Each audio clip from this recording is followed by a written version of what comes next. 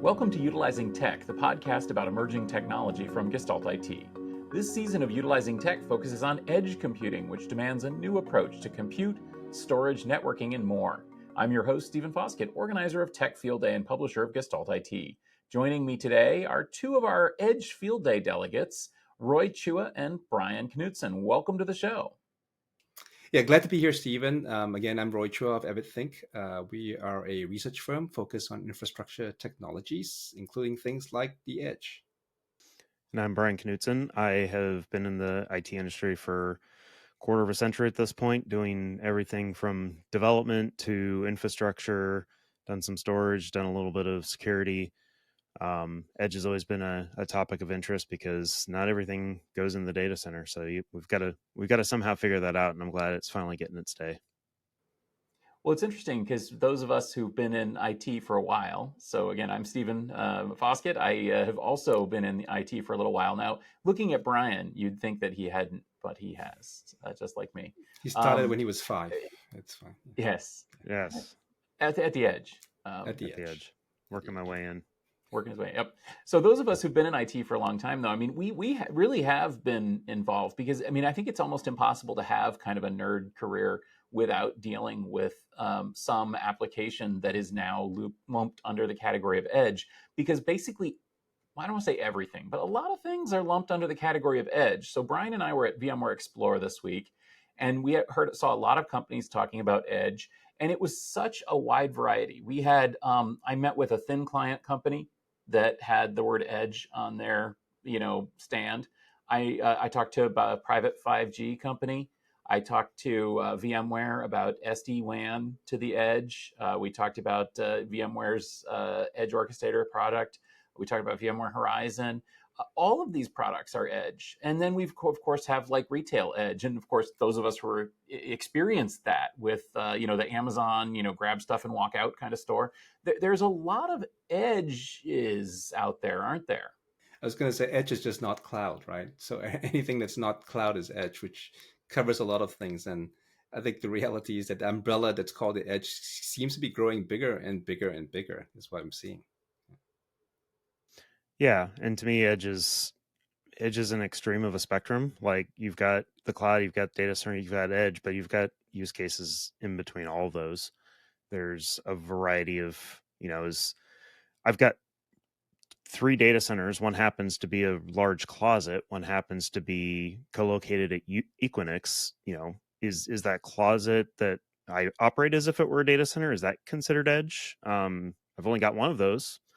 So, obviously putting ruggedized equipment on a military helicopter would be, an extreme edge case there. But, how do you define the spectrum in between there is an interesting piece of this, this new movement towards edge. Yeah. And as Roy points out, everything that's not edge is called cloud, which I also experienced at VMware Explore with companies who very obviously have traditional data center products, storage and things like that. And they're calling those cloud because, why not, right? But, I'm not the edge police, but I think there has to be a definition here of what is edge. And we've been talking about this since literally episode 0 of Utilizing Edge. And some of the things that we hit upon were limited or unreliable connectivity, a large number of locations that are not traditional locations. So like one closet is probably not edge, but maybe. And then the other thing, though, I think that this is something that we've been kind of noticing in all of the episodes this season. It really is one of those things where you kind of know it when you see it, because edge is as edge does. And if the application has the characteristics of what we would see at the edge, we call it the edge. And if it doesn't, then it's the cloud, or it's, just another data center. I mean, some companies have a lot of data centers too. I think that, is that, I'm trying not to have a cop out and just say, whatever, it doesn't mean anything. I want it to mean something. Is that what it means, maybe?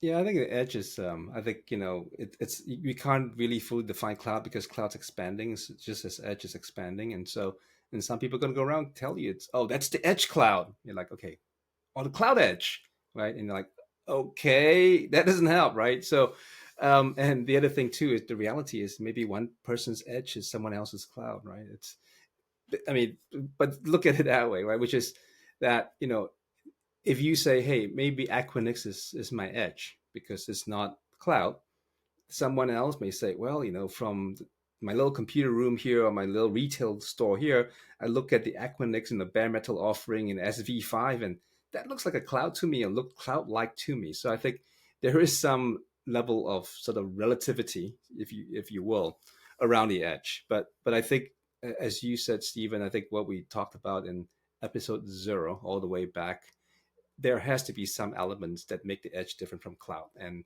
disconnectedness, lots of different locations, the lack of well, I would say maybe lack of standardization, but maybe larger variety of devices or computing and storage devices, tend to make up the edge, right? I think I think those tend to be some of the attributes of the edge, and generally edge is smaller than cloud, strictly smaller than cloud, generally speaking, if you would write it out that way. So there are some attributes of edge, and so I don't know if there's going to be a clear definition they can put in there. It's like, if computing size less than X number of teraflops equals edge, right? Because your phone's going to probably break that soon, but as it were, I would say there are challenges at the edge, and they usually have to do with orchestration, management, robustness, resiliency, right? Things like that tend to be harder to manage, at the edge than at a cloud, right? Which is pretty centralized. Yeah. To be fair, we had a definition of cloud, and we still fought about what cloud is, and we still to this day fight about what a cloud is. And so I'm not sure anybody's definition, even when you have a standards body like NIST defining what it is ever really going to give us an answer. So I kind of lean towards the you know it when you see it approach to it, because everybody sees it differently. Everybody's going to judge it differently. We generally may agree. I like the definition of, connectivity isn't as guaranteed as it would be to a data center. You may not be able to get the resiliency on the connectivity. It's generally going to be a smaller footprint, and you may have to cut corners or make sacrifices in order to get it to fit into a certain shape, size, capacity, resiliency. I mentioned the helicopter use case. That's a real one, and it causes systems to have to take shortcuts, or it can't run as hot because you can't vent it as easily. Those types of things have to be taken into account. Yeah, one of the companies I was talking to this week as well was saying that, yeah, they're working with a big name retail store, and they are provisioning a storage array still. Because much of the edge that we've been seeing this year or this season on the podcast has been hyper converged. So the node has storage, and then it's clustered in some way for high availability and maybe performance, and but it's all kind of contained within the nodes themselves. But this company was talking about a big, a recognizable name that still is provisioning physical standalone dedicated storage arrays in every retail store, because they decided that it was worth it because of the connectivity challenges that they're facing. It was worth it to have on-site infrastructure, and storage was a big part of that in order to queue up transactions and continue processing credit card sales and not have people standing there and abandoning their carts at the register.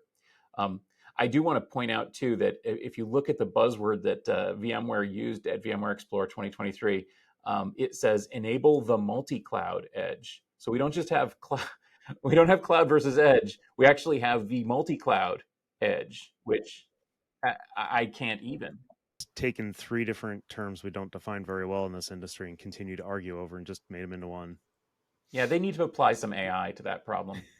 I think if you combine enough terms, then you get to a general understanding, right? But I think, given what's happening in the edge, I think if you look at what VMware announced as well, over at VMware Explore this week, it was the VMware Edge Cloud Orchestrator, and what's in it today and what they'll be adding to it soon is some semblance of local connectivity in the form of private 5G, and I'm sure Wi-Fi and switching will get thrown in there, on-premises computing and storage, and then the wide area connectivity, SD-WAN or SASE, and some level of security in there, over to the other side of the connectivity, which is some kind of metro edge or network edge, right, as well. And that whole thing, right, which is the metro edge, the WAN, the on-premises compute, the local connectivity, that whole thing now is under the umbrella of Edge, at least for VMware. And it's not that different for a lot of other vendors as well. I think I'm seeing similar types of characterization of saying that's all Edge, right? And now the Edge will work together with the multi-cloud, right, Brian? With the multi-cloud, they'll do something magic, right? No, but I do kind of like the fact that they are taking the approach of looking at Edge as part of a infrastructure that involves multi-cloud, because ideally you want your Edge to not be tied just to the data center or just tied to AWS. You want an Edge that is going to work with, the whole goal of IT right now is really just put things to run in the place it needs to be, which requires it to talk to whatever else it needs to be, no matter where the most ideal place is for that backend piece. So it's a poor example, but we're used to kind of our traditional 3-tier application of web server, application server, database. Well, maybe the web server is best out on the edge where you get that high connectivity and it talks back to a database that's in the cloud, because that is more, can be more distributed, less distributed than edge, but more distributed than a data center, and that database is in the core data center and can access that. So I do like the fact that they're tying the story together. I don't necessarily agree with the marketing aspect of how they tied it together as a single term, but the fact that they are thinking about Edge in a multi-cloud context, I think, is important, because all the pieces need to work together. On the note of the Edge Cloud Orchestrator, which VMware introduced this week, it's important to note that this is actually just a new name for an enhanced version of what they already had, which was the SASE, Secure Access Service Edge platform. And they have renamed it the SASE Orchestrator. They've renamed it to be Edge Cloud Orchestrator. They've also added more to it. And I think that this actually shows an interesting thing too. One of the things we've been sort of dancing around a lot on the episodes this season is security. Well, VMware is all about security. And in fact, the product that is now called Edge Cloud Orchestrator, much of what it's doing is networking, but also security. And much of the enhancements that have been brought in from Project Keswick and Edge Firewall and advanced threat protection and so on, these are all security features. And that's something that really wasn't seen too much. So we haven't really talked about that. But what do you guys think about security with all these many and varied locations?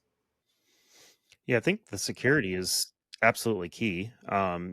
Anytime we talk connectivity, especially when we're talking about remote places that may have questionable connectivity, I've seen lots of customers who buy routers that have a 5G device inside of it, so that they've got not only the fiber channel or the DSL, or even just traditional POTS modem to connect. They've got multiple channels to go with. Being able to tie those together and secure it in a way that it doesn't matter which way you go. You can't count on the security on every single being the same. So having that security is key. Obviously, SASE is generally pretty heavily reliant on SD-WAN type of technologies to be able to connect those pieces. The data that's out there needs to be secure, not only from a cybersecurity perspective, but the devices themselves. You got to put them in at least a locked closet.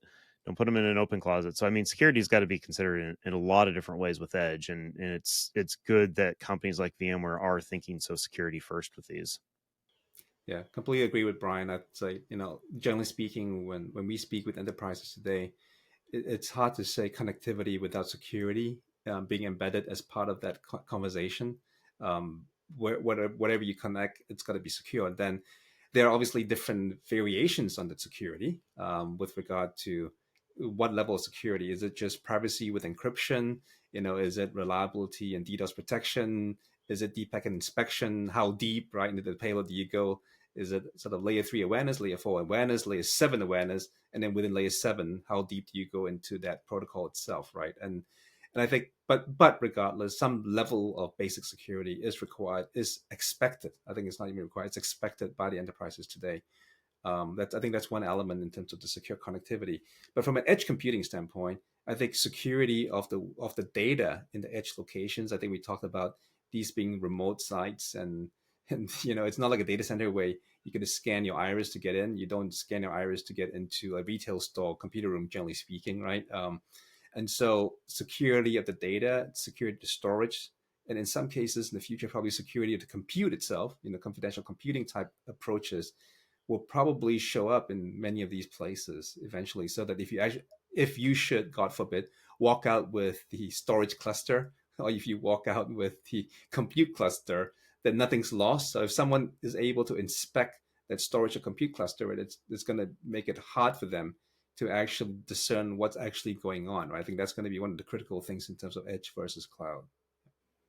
And from that perspective, too, I'll point out another other component that VMware is bringing to the edge party is the secure access client. So basically, what many of us would think of as a VPN client, except integrated with SD-WAN and secure access service edge.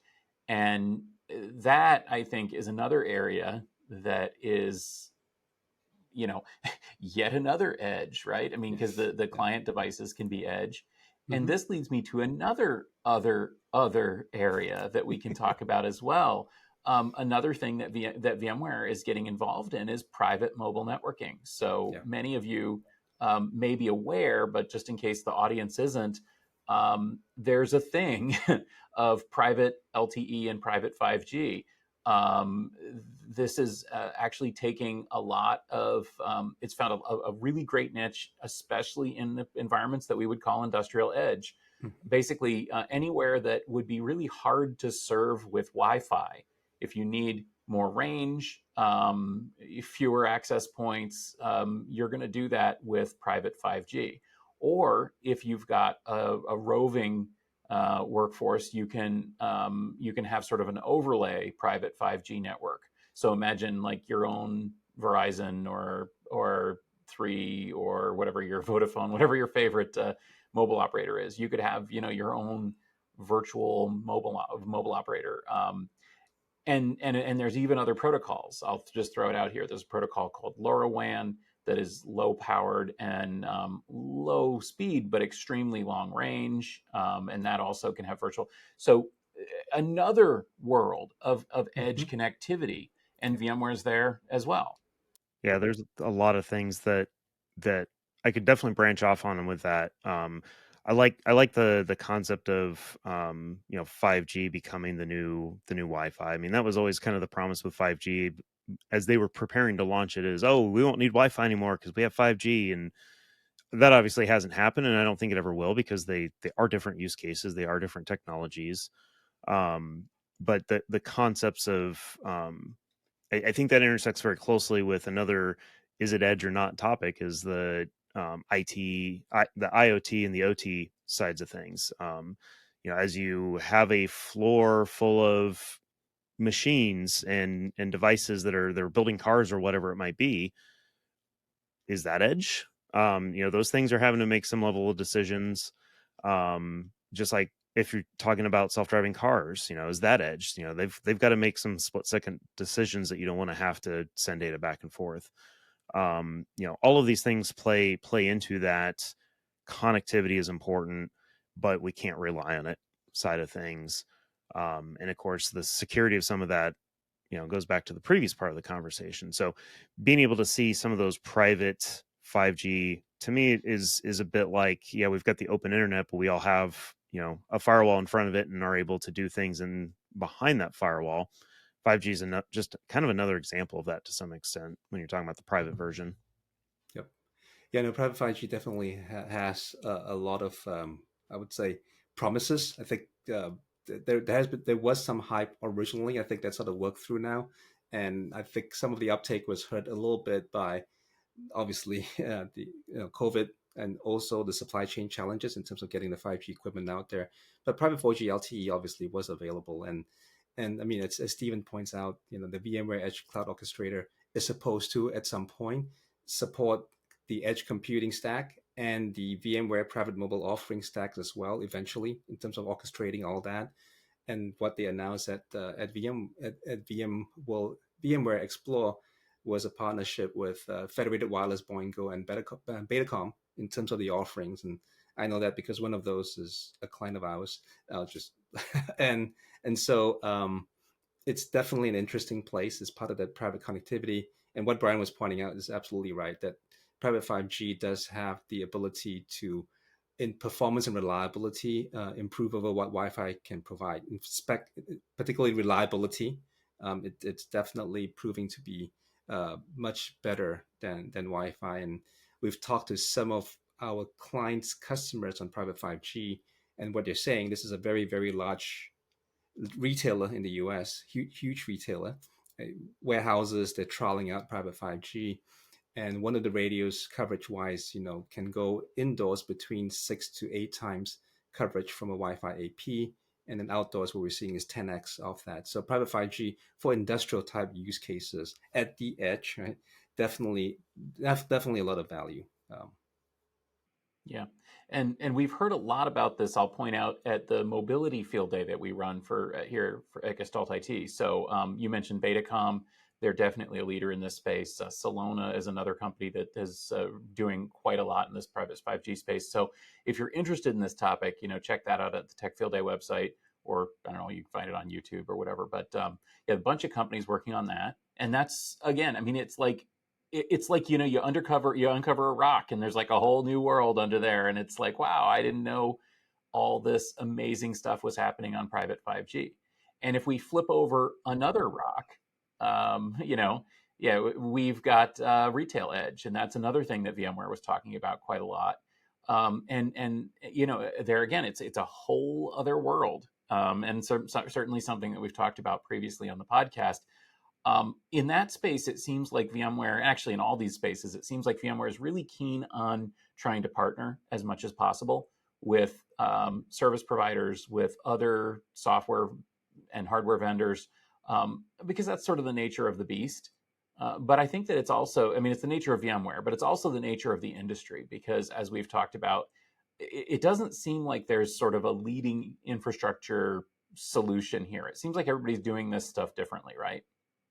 I like what you're touching on there, Stephen, because that was kind of one of the things I was going to bring up is orchestration. The name of the product itself is an important one, because we talk about Edge being remote and it being in a place that isn't a normal data center and isn't a place that may have minimal staff, and that was always a challenge with customers I've worked with that were dealing with these types of use cases before we called it Edge, were the fact that, yeah, we've got to get this thing out to that school building or that store location.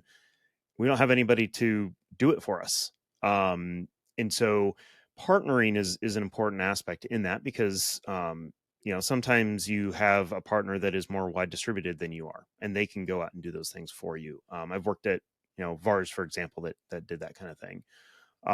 Being able to script the installation at a software level, ideally being able to do some sort of infrastructure as code type thing to be able to deploy the hardware pieces as well. All of that plays into this and makes these use cases not only doable in those small locations, but makes it scalable across hundreds of store locations for those retail, or across thousands of cars in those use cases. So being able to do these things as code, to be able to build a partner network and make it so that it doesn't have to be a VMware expert doing it every single time is super critical to me. And I'm glad to see they're at least indicating that with the name. Yeah, no, orchestration is absolutely important. I think, we Edge Field A1, we had a bunch of vendors in there talking about the different ways of orchestration, right? How do you orchestrate edge devices? How do you manage firmware? How do you update the workloads and all that? And, scale Avasa. I mean, there's a whole bunch of companies in that space that the YouTube channel will have those presentations, right? And talking about how you do it. But orchestration, absolutely. I think if you look at not just VMware, but the hyperscalers themselves are all coming in with orchestration offerings. AWS, Azure, Google all have different orchestration. A lot of it's about compute and storage, but certainly seeing that expand into networking as well. And there are some open source orchestration efforts there. I mean, Google actually contributed the Nephew code base over to the Linux Foundation, and that's now being used for the orchestration of edge workloads. No surprise.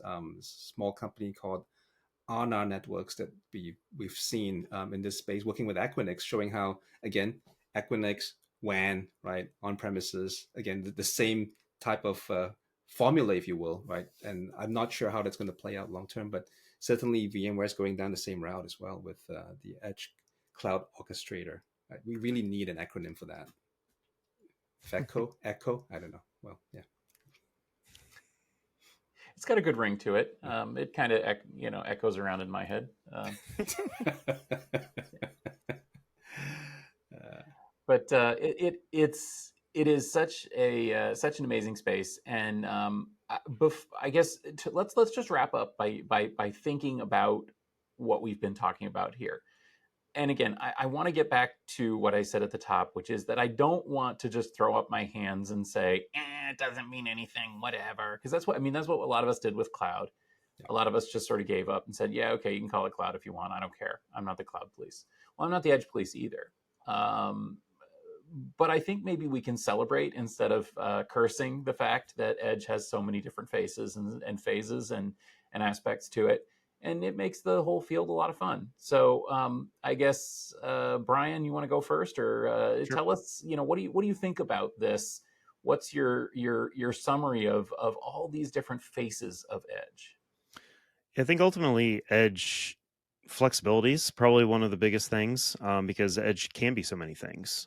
Any solution that is going to declare itself an edge solution needs to have a high level of flexibility, needs to have a high level of automation and security, and be very resilient to both environmental situations and connectivity situations.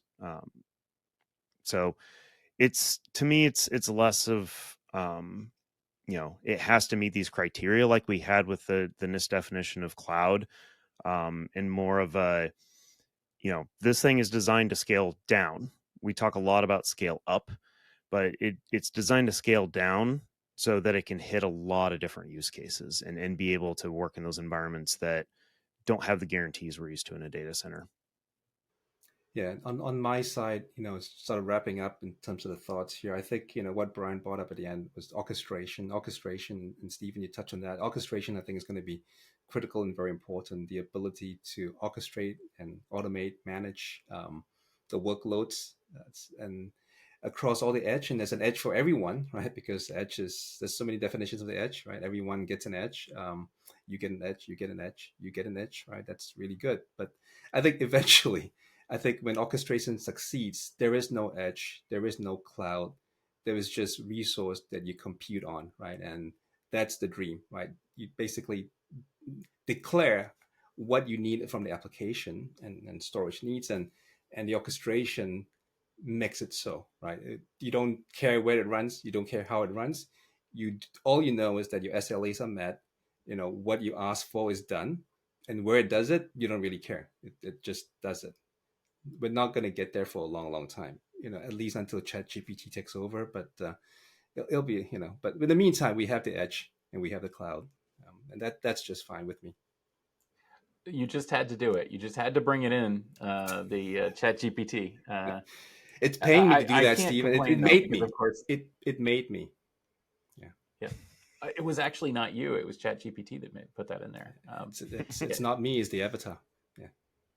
So the first 3 seasons of the podcast were about AI, and interestingly, we stopped just with AI as the topic, just as generative AI hit the big time. So I guess we were ahead of the times, but it's funny that it's now everywhere. I mean, but maybe Edge is going to be like that too, or maybe not. Like you say, Roy, I really actually love that aspect of it, that maybe at the end of the day, everything we're talking about here is actually not that much different from DevOps or the cloud, yeah, or orchestration on premises.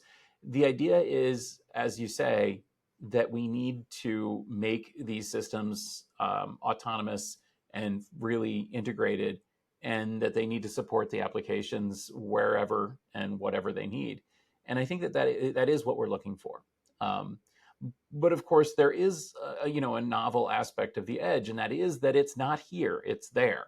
Mm-hmm. Meaning, Right. from connectivity, from processing, from heating and power and cooling, from security, also from operational. I mean, we've talked about that plenty of times: zero touch provisioning and no, no administrator on site required. Um, Right. all of these things are really somewhat novel. Now, it's not like you have an administrator going in the cloud and unplugging cables for you. But the solution to that was automation and orchestration and APIs, and that's what we're going to need as well for edge solutions in order to make this stuff happen. Just like in the data center, you don't want to go in there. It's cold, it's noisy, it's I don't know, it's not a very friendly place if you haven't been in No. there. And so we have remote, remote consoles for these servers. I mean, most of us don't actually go into the data center and muck with our servers on a daily basis. They might as well be in a closet in Peoria because we're not going to go mess with them. So I think that this, it really does come down to the unique aspects of the platform. Whether or not we want to define that as edge, well, that's immaterial to me.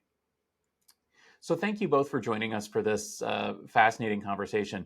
This is the kind of thing that people like us sit around and talk about at field day events in the evening. This is what we talked about at VMware Explore. This is what we talk about at Cisco Live. This is what we talk about at Aruba Atmosphere and all these other events that we go to. And it's a lot of fun. So I do hope to see some of you.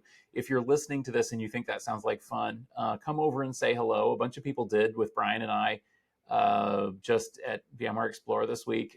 It's really nice to hear from you, and it's fun to have these conversations. So before we go, where can people connect with you? And I'm going to throw another one in here to surprise you. And which events are you going to this year? So Roy, you're first. Yeah, so you can find me on AvidThink, AvidThink.com. Our reports are actually hosted at a different site, nextgeninfra.io. That's at nextgeninfra.io. That's where our reports are, generally speaking, except those on our vendor sponsor sites. Where am I going to be? I'm going to be at a bunch of trade shows for the rest of the year. reInvent for sure. And then beyond that, TMT M&A Forum, WASMCon, KubeCon in Chicago, DTW over in Copenhagen, Fuse in Madrid, and then the Upperside SASE event in Paris in December as well, among others. So, OCP, Open Compute Project in San Jose on top of that. I'm down at OCP. You know me. Yeah. I'll hang out with you. I'll say hi. Yeah. Brian, how about yourself? Yeah, you can generally find me on most socials as B. Knudtson. I'm not super active on most of them these days. Mastodon's probably the primary one for me. Also, you can find my website at knut.net, KNUDT.net. Or LinkedIn is usually the easiest way to get me if you need to get me there. Physically speaking, I'll be at Edge Field Day 2 coming up. Is really the only event I have for sure right now on my schedule, but things always kind of pop up as we go along through the year. So a lot of winds of change going on. So hopefully I'll be around and would, yeah, like Stephen said, always happy to chat with anybody who wants to discuss topics like this. Love talking about definitions, and if you ever need a devil's advocate, I'm a good person to find there. And as for me, you'll find me at S Foskett on most of the socials, on Mastodon, on Twitter, on Threads, on Blue Sky, on LinkedIn, on all the socials. And of course, you'll find me here at Utilizing Edge on the on-premise IT podcast on Tuesdays, as well as, of course, our news rundown on Wednesdays. If you were interested in some of the VMware Explore topics, we did focus on VMware Explore this week on the news rundown. So if you look at gestaltit.com, you'll find that. Also, as I said, I'm going to events. So my next one, I'll be at the Storage Developer Conference, which is SNIA's Storage Nerd Fest, and we're going to be doing Storage Field Day there. I'll be at OCP, which is Cloud Field Day as well, that same week. I will probably be at KubeCon in Chicago. I will probably be at reInvent. Somebody said I'm going to be on the stage at KubeCon, but I don't know about that. We'll see. And I look forward to seeing y'all. I wish I was going to Barcelona and Copenhagen and places in Paris. I mean, that sounds way better than Las Vegas, but well, it's great wherever we can find each other. So thank you for listening to Utilizing Edge, part of the Utilizing Tech podcast series. If you enjoyed this discussion, please do subscribe in your favorite podcast app and leave us a rating and a nice review. This podcast was brought to you by GestaltIT.com, your home for IT coverage from across the enterprise. For show notes and more episodes, head over to our dedicated website, utilizingtech.com, or find us on Twitter and Mastodon at utilizingtech. Thanks for listening, and we will see you next week.